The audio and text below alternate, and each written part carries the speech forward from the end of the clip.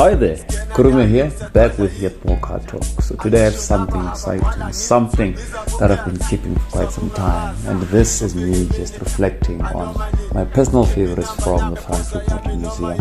Furthermore, also share an activity or activities that I feel every petrol head should indulge in when visiting Cape Town. So without further ado, let's get into it.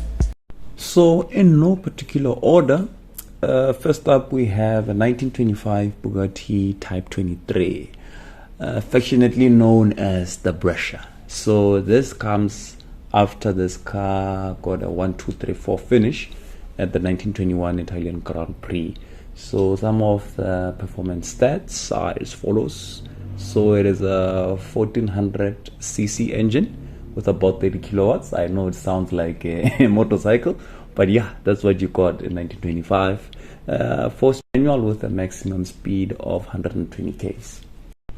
Up next, we have a 1915 Rolls-Royce Silver Ghost. In terms of exclusivity, I think this is by far the most exclusive cars you can get on the Franschoek Motor Museum floor.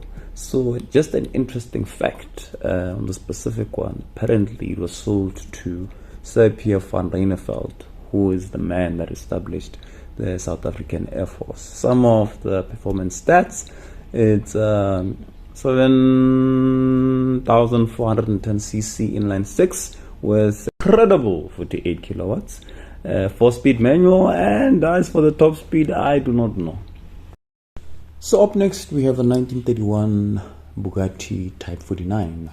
Only 470 of this were built between 1930 and 1934. Performance figures: 3,200cc straight 8 with 63 kilowatts, 4-speed manual with an astounding 132 kilometers per hour top speed.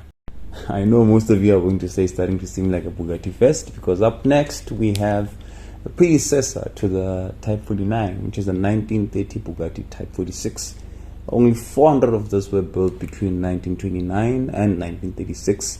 The engine, 5,300cc straight 8, 104 kilowatts with 3-speed manual and a maximum speed of 145 kilometers per hour. So at this point, this is where things were becoming very exciting for me, and I was even struggling to contain myself. Because up next we have a 1984 Alfa Romeo GT V6, and this specific one is actually owned by Serge Domshaw. I'm not sure if I'm saying it right. So it had a 3-liter V6 with 130 kilowatts, 5-speed manual, and 245 kilometers per hour top speed. Now we're jumping into the big leagues. Up next we have the car that's affectionately known as the Time Machine. It's none other than a 1982 DM12 DeLorean. So this guy had a V6 engine from Peugeot, Renault, Volvo. I don't know how they pull that one off. And yeah, it had gull-wing doors and brushed stainless steel body panels. In terms of performance, it's a 2,800cc V6, 97 kilowatts, 5-speed manual with a maximum speed of 210 kilometers per hour. If you know Mr. Bean, then you know what's coming up next. It's none other than a 1967 Morris Cooper S. So this one is famous for winning the Monte Carlo Rally for 3 times. The engine, it's a tiny weeny 1,200cc inline 4 with a modest 56 kilowatts, 4-speed manual gearbox with a maximum speed of 167 kilowatts. Up next we have one of the most beautiful cars you can get on the floor, and I think one of the most beautiful cars which are ever designed. It's none other than a 1968 Jaguar E-Type Series 1.5. So the improvements in this included a 4.2-liter engine which replaced the 3.8, and amongst others, reclining seats. So it had 198 kilowatts, 4-speed manual with a maximum top speed of 246 kilometers per hour. The Type is more than just about performance. It's a status symbol. It's just flawless. It's amazing. It has 3 wiper blades, for crying out loud. 3! Some manufacturers just give you one and they let you live on. Some give you 2, but Jaguar had to give you 3. I mean, if that doesn't say it, then I don't know what will. You need to see it to understand.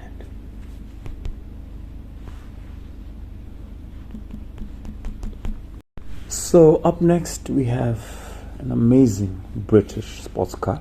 It's none other than a 1961 Aston Martin DB4 GT. Only 75 of this were ever produced. It has a 3.6 liter inline 6 with 225 kilowatts, 4-speed manual, and a maximum speed of 245 kilometers per hour. I actually have it on good authority that this is one of the most expensive cars on the museum floor, and I do not doubt it for a second because it just looks amazing. And I mean, considering that only 74 were built, or 75 rather, and this was back in 1961, can you imagine that they must cost a fortune now? So up next we just have a modern Alfa. I'm kidding, it's actually the Alfa Romeo 4C. This one has 1.8 or rather 1.7 liter engine with 177 kilowatts, turbocharged straight 4 with a top speed of 258 kilometers per hour. See, the thing with modern cars is you expect them to be good and you expect them to be fast, unlike the cars back in the day, which did a lot of amazing things for their time. They were way before their time. So hence my initial statement. So last but not least, it's the Widowmaker, the 2005 Porsche Carrera GT. So this was first seen as a concept car in the 2000 Paris Motor Show, and they surely don't make them like they used to. I think this is one of the best supercars ever made.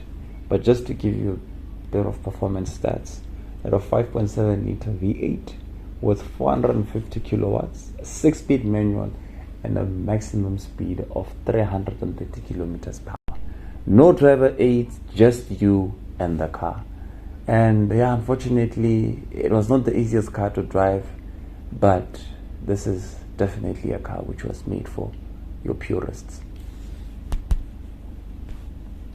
I think I would just like to make an honorable mention to this weird looking Toyota Quantum, or at least it was once a Toyota Quantum, but now it has a whole new body kit that comes from Japan.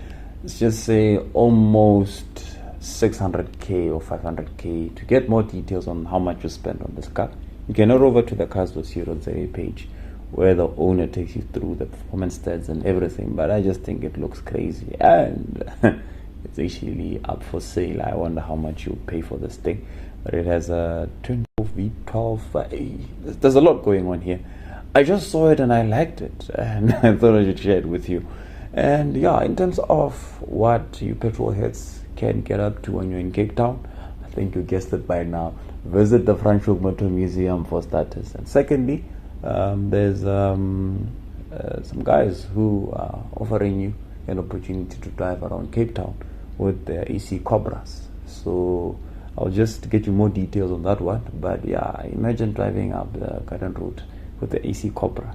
Manual, auto, it's up to you. But yeah, it's a great experience. I haven't done it yet, but you'll definitely know when I do. But yeah, that's it, guys. I hope you enjoy it, and yeah, there's definitely a lot more coming.